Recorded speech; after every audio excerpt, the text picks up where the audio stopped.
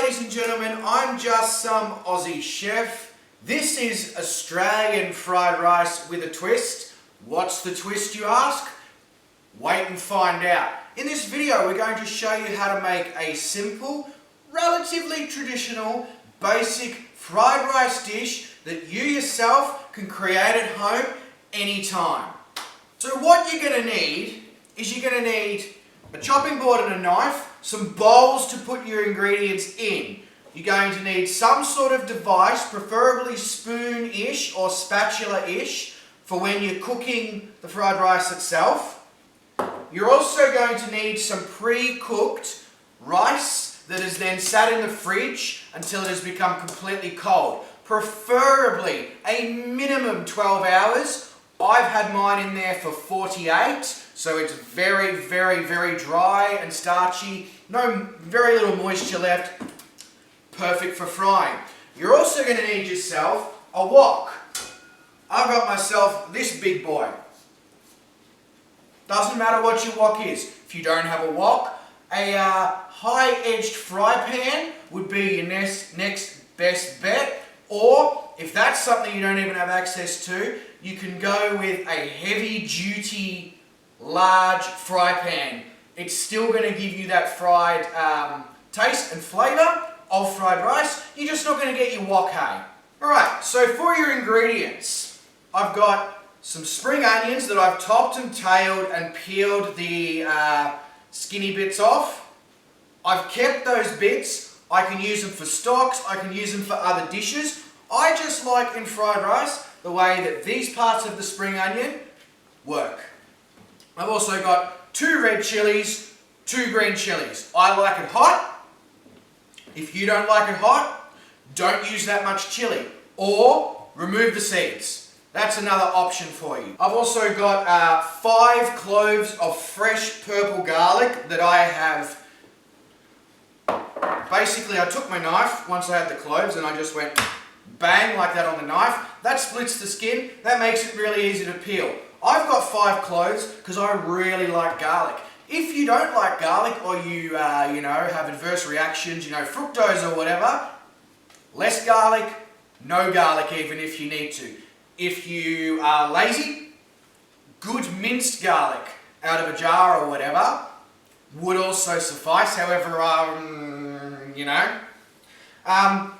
I also have a dark soy sauce, a very small amount. I have 3 eggs that I have cracked into a bowl. I have some sesame oil. As I said, I've got my rice over here.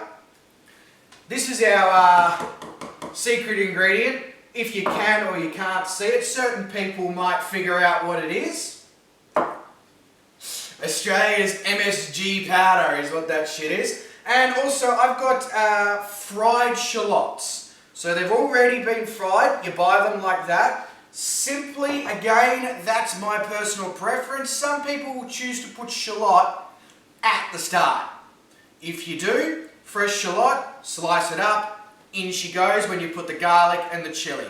That's your call on that one. I also have this, which is rice bran oil. This is what I'm going to be cooking in, but the reason it looks the way it does is because I've already used this rice bran oil to deep fry some pastry things from a previous dish I did a couple of days ago.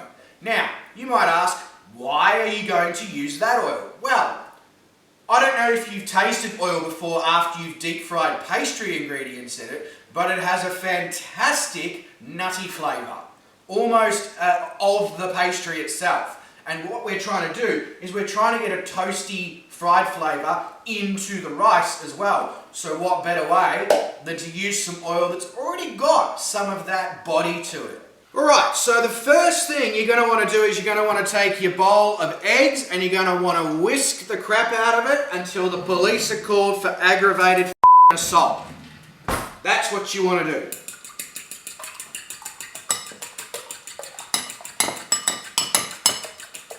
You should also be able to hear the wok oil and the wok going click, click, click in the background as the heat transfers into it. Right, now that you've completed some whiskey business, now whilst your oil is heating up, I'm going to cut up my spring onions, I'm going to cut up my chilli, I'm going to cut up my garlic.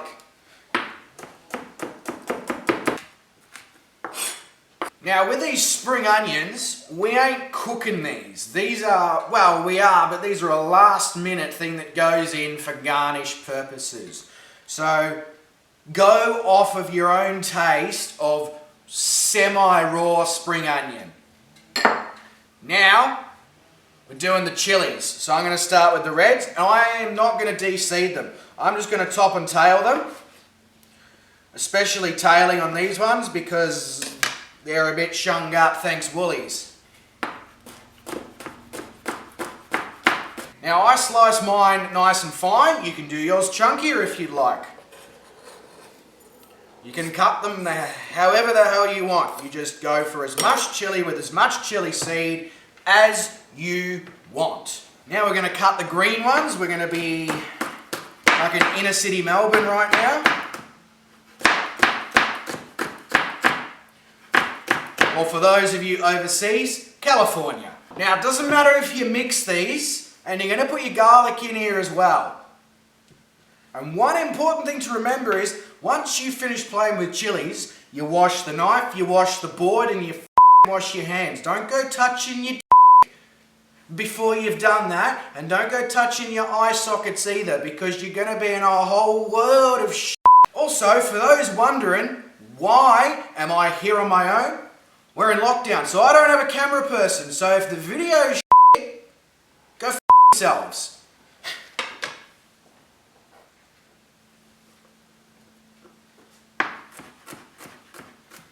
And now I'm just going to dice up this garlic. It doesn't matter how, because I'm going to run the knife over it.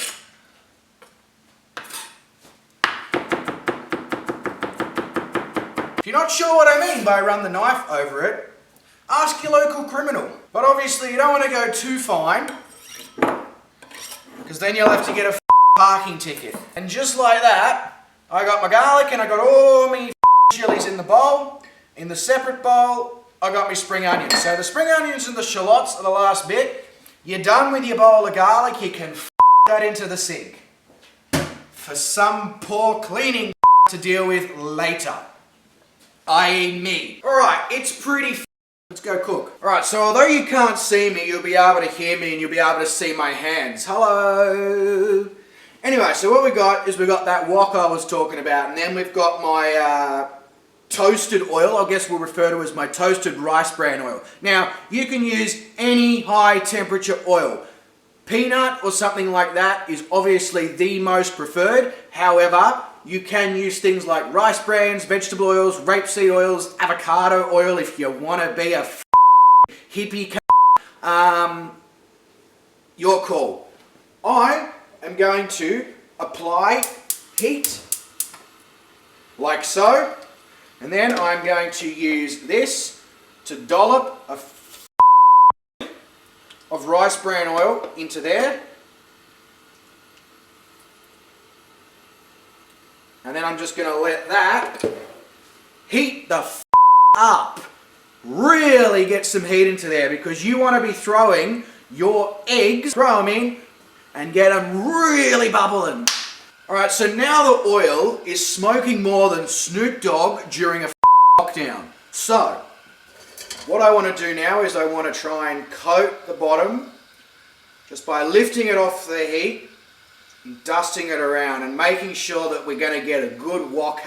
Now, I've used a fuckload of oil. I use anything more, I'm going to get a call from Osama bin Laden asking me to put some money back into the community.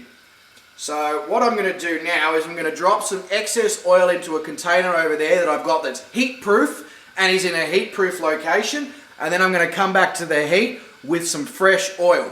Alright, so what we have here now, fresh oil, very small amount, as you can see, it's just enough to keep coating the side of the wok. Now, you want to make sure that that heat is hot enough so that even the devil's feeling uncomfortable. You want to really see that smoke rising.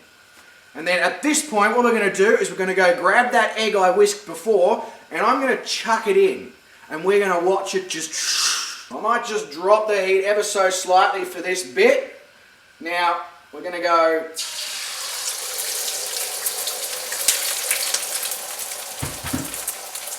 and in she goes. And just let her sizzle for a bit first, and then give it a good mix. Alright, now although you can't see me, I'm still actually here. Just as I said before, don't have a camera person right now because of the situation. Now, if I could have off and left you all alone, I would have. I would have out of this steak. But guess what? Kind of hard to do right now. So as you can see, we've got our eggs and they're frying and becoming crispy and delicious, almost like a deep fried fritter. At this point, I'm going to take that garlic and chili that we and we're going to stick it in.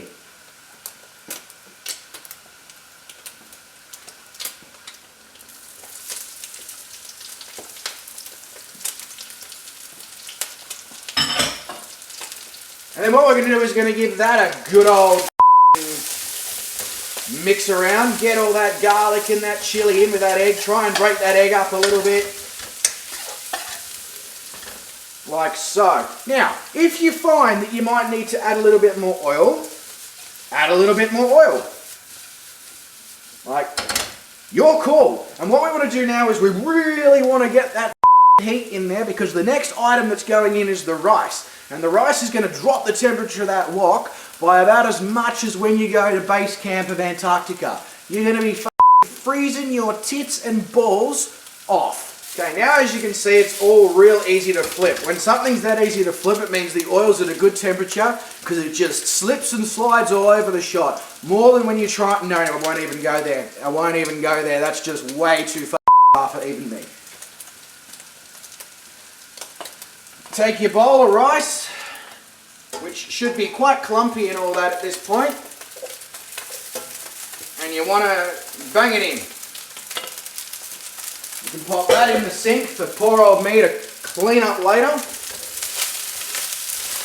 And then you want to be pushing that down a little bit onto the wok so that the heat gets in. And basically what you're going to do by that is you're going to make the rice get some heat in there. The more heat it gets in, the more flavour it's going to get in, the more colour it's going to get on it, the more it's going to declump, and then you're going to end up with nice grains of fried rice as opposed to a biscuit.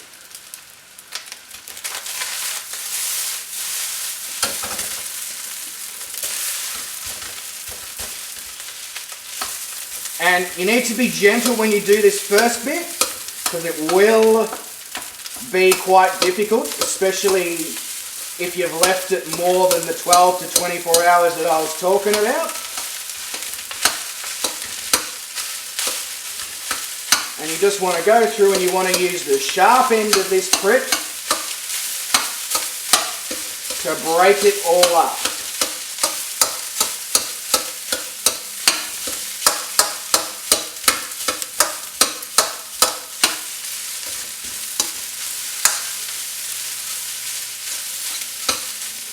We may need to come back and do that once more, but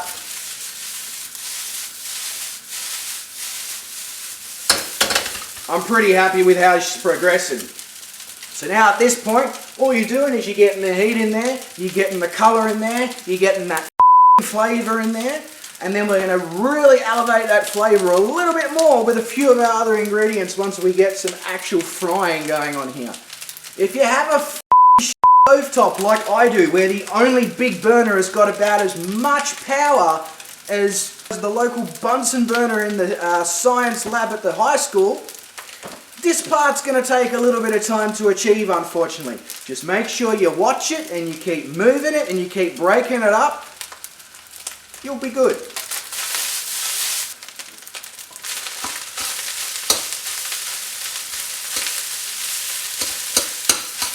Now at this point you can probably hear that this bitch is popping more than you at the club on a Saturday night, or more than your old grandpa at the holiday home who's lost complete control of his bowels.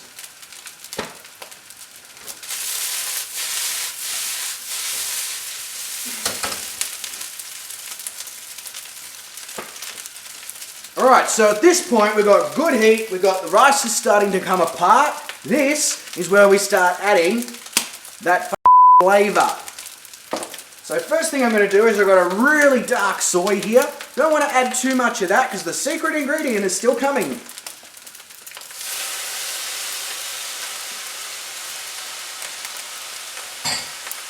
And I've also got a bit of sesame oil that I'm just going to chuck in as well. That helps to intensify that toasty flavour.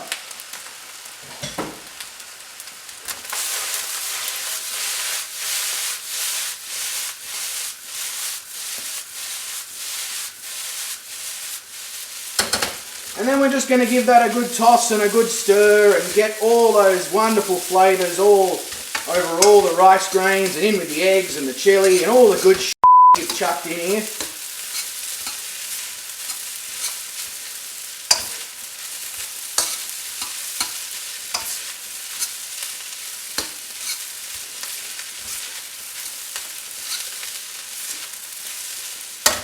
Right, now that it's all together, we're going to chuck the spring onions in.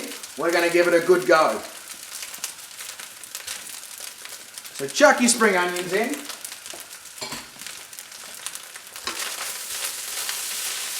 Move it all together. You do the hokey pokey and you turn around.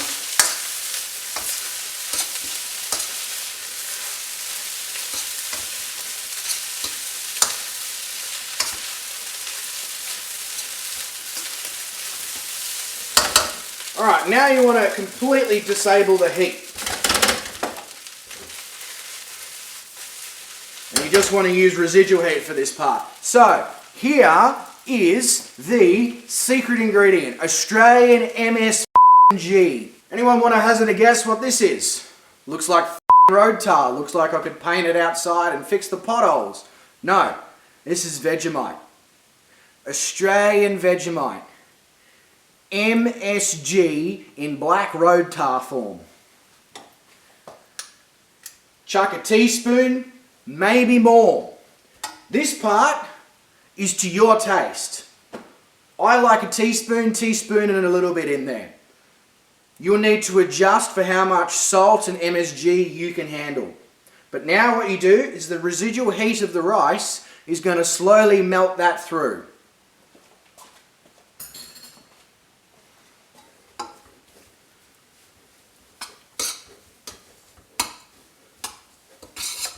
This process might take a little bit because you've got to really get the temperature into the Vegemite to create the point where the paste becomes runny. And you'll start to be able to smell it once it becomes a thing. And you'll, as I said, you'll need to taste test.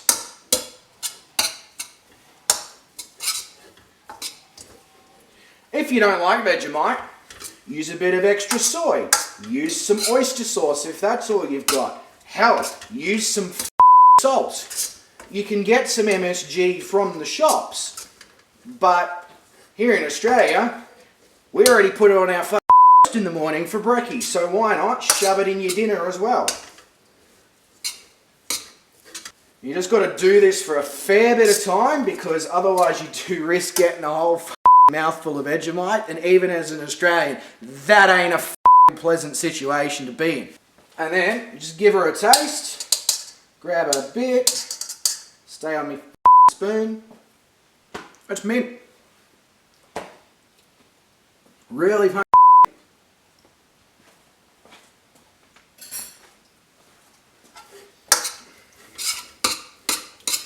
just noticed it's not fully mixed through, so give it a little bit more. Don't be scared to let it rest. This is the only annoying part of adding the Vegemite. If you want to be a really lazy prick, you can put it in a bowl, little dash of water, in your microwave for 30 seconds, make a slightly wetter paste and then throw that in. Alright, this looks mint. We've put the shallots on the top. Just remove that little piece that's hanging around out the back there. Yeah.